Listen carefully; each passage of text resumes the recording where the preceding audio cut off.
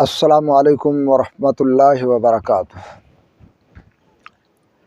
जी मोहतरम नाज़रीन, मैं हूँ मौलाना हकीम मुनव्वर हुसैन कसूरी और आप देख रहे हैं मेरा यूट्यूब चैनल तैब की दुनिया का नंबर 1 चैनल। तो आज आपके लिए हाई ब्लड प्रेशर का नुस्खा शेयर करने लगा हूँ। अमूमन आपने देखा होगा कि किसी मरीज़ का ब्लड प्रेशर बढ़ गया, वो कंट्रोल नहीं हो रहा। तो अगर ब्लड प्रेशर कंट्रोल ना हो रहा तो उससे फालज का ख़तरा भी होता है कि फालज का अटैक ना हो जाए, और उसके साथ हार्ट अटैक का भी ख़तरा होता है। तो इसलिए ये कोई मामूली मर्ज़ नहीं है।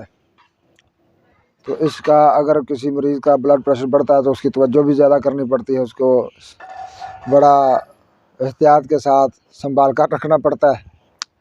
तो उसके लिए आज मैं आपके सामने एक ज़बरदस्त मुजर्रब आज़मूदा नुस्खा बयान करने लगा हूँ। तो ये बनाएंगे इंशाल्लाह चंद खुराकों से आपका बीपी बिल्कुल कंट्रोल होगा, और बार बार जो बढ़ता है ना, कंट्रोल नहीं होता, इंशाल्लाह उससे छुटकारा मिलेगा। तो नाज़रीन, आपने ये वीडियो पूरी देखनी है।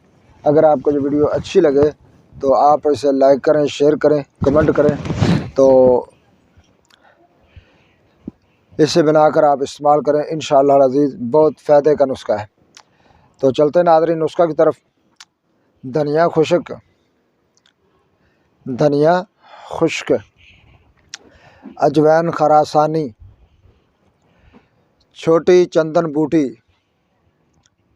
दाना बड़ी इलायची, अस्तो खुद्दूस, इन तमाम चीज़ों को हम वज़न लेकर के आप सफ़ूफ बना लें। सुबह शाम एक माशा की खुराक ताज़ा पानी के साथ लें, और उस वक़्त लें जब आपका ब्लड तेज़ हो रहा हो, यानी बीपी हाई हो, उस वक़्त लें। तो ये खुराक खाने के चंद ही मिनटों के बाद आपके बीपी को कंट्रोल करेगी। और इंशाअल्लाह अज़ीज़ चंद दिन के इस्तेमाल पर आपने जब ये इस्तेमाल करनी है तो बड़े एहतियात से इस्तेमाल करनी है, यानी आपने रोज़ाना दवाई इस्तेमाल भी करनी है और रोज़ाना बीपी चेक भी करवाना है। तो जब आप समझें कि आपका कंट्रोल हो गया है बीपी, तो फिर आप इस दवाई को छोड़ दें।